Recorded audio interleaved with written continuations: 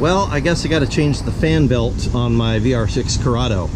What do you mean, Precious? The Corrado has electric fans. There is no fan belt. As weird as it sounds, yes, the Corrado has electric fans and it has a fan belt. What did I put in my nasty little VR6? Ah! Me hates it! Yeah. So, the VR6 Corrado has electric fans and it has a fan belt. A really annoying, tiny little fan belt. We've got one electric fan with a big electric motor on it, and then there's a secondary fan, and you might notice, because it's squished between the intake manifold and the radiator, there's not a lot of room, there's no motor on that second one. So Volkswagen, in their effort to cram the VR6 into this tiny little car, decided that they'd use one electric motor and use this tiny little fan belt to run from the one motor fan to the other to drive both fans.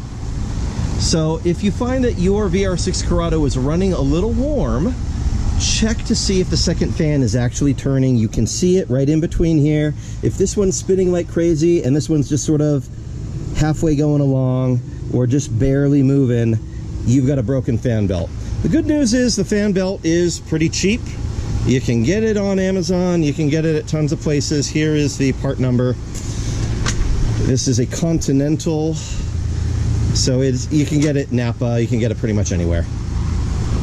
And I'm going to show you how to change it without completely taking everything apart to do it, because the right way to do it is to remove the bumper completely and to remove all this, and that's just a pain. So let me get into it and show you a couple of tips and tricks along the way.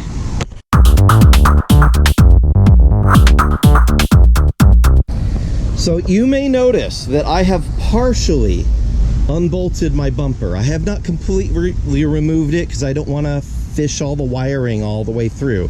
I've only unbolted it and brought it to this point where I've got a little bit of room to reach through, and from underneath I can reach through too. The reason I did this is I want to get to those two 10mm bolts at the bottom of the core support. I also want to get to these 10mm bolts right here on the corners underneath. So I just need to be able to unbolt the bumper and move it forward. That does involve removing two 17mm bolts on both sides underneath. You can see where I've removed them on the bottom of the K-frame there on this side and then on the other side. And I've got cooling things here that are extra because this car is modified, and it involves removing all of the 10mm bolts that are along the front of the spoiler where it bolts to that radiator core support subframe here. So I want to just slide the bumper forward just this much. I don't have to completely remove it. What that is going to allow me to do is unbolt those, unbolt these right here, and that'll allow me to move the core support forward just slightly. I am going to remove this little plastic piece here as well. That's going to give me all the room that I need to get down into here and unbolt the fan shroud from the radiator. And then I can tilt it back away from this. This is going to come forward, the shroud's going to go backwards. That gives me access to be able to put the new belt on. We will see if there's anything left of my old belt. I don't know if it's still in there or not. There might be shreds of it. It might have just yeeted itself out of the car completely. I don't know. So we'll see when we get down in there. But that is the approach here. Now you can remove the entire bumper. I mean, it's really not that much work. You have to fish these wiring harnesses through here. They come up underneath, and they should bolt to things along your firewall on both sides. I removed my headlight just in case I needed to do that on this side as well. You can remove the headlight here. It makes it easier as well just to get those out of the way. So I'm really not that much more work away from just completely removing the bumper, but I just wanted to show you don't have to completely take it off to get in there. There are also a couple of hidden 10mm underneath here, 2 on each side under the headlights. So you're going to want to use an extension to get those as well, and that will help release this core support. So I'm using a little, I'm gonna get a longer extension, get in there, but yeah. Use a magnet as well so that you don't drop them down into the nether regions of wherever. It'll disappear into the void, I guarantee it. I did also want to mention that you're going to need to remove the two 10mm bolts and radiator retainer brackets both on the left and right side of the top of the radiator core support. They're little L-shaped black brackets that hold the radiator in place, and if you don't remove them, you're going to have a bad time. So get them out of there. 5 minutes later. Now with this pulled out just slightly, you got some wiggle room on this now. You can get to the 4 screws that hold the shroud. There's one at the bottom of the shroud on this side, one at the top.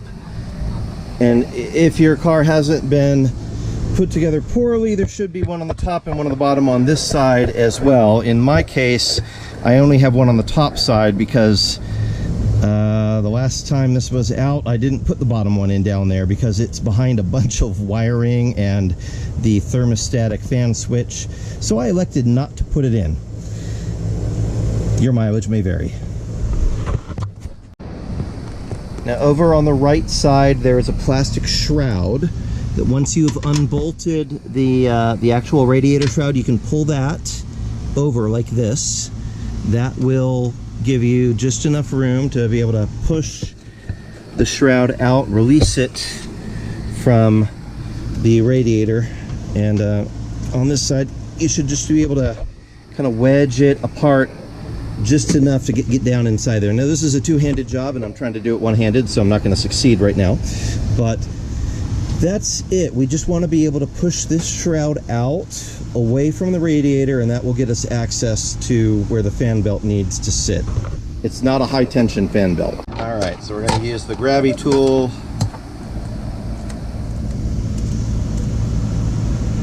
As a guide.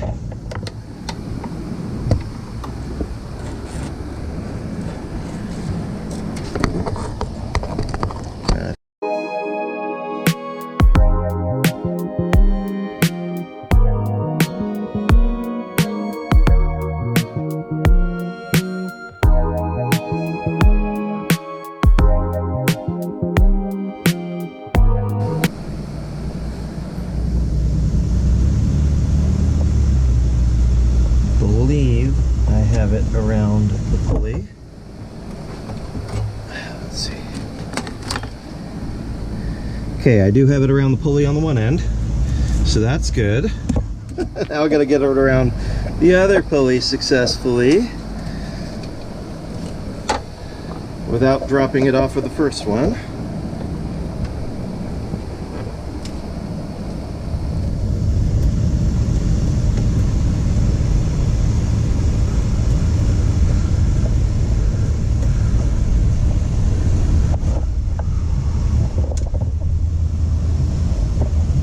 Get it started. I'm just gonna turn the pulley by hand while I've got it on, and I think, yes, almost.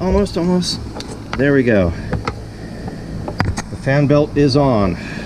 Great success. So definitely a fiddly job, but doable. And on that terrible disappointment, it's time to say goodbye. We'll be back.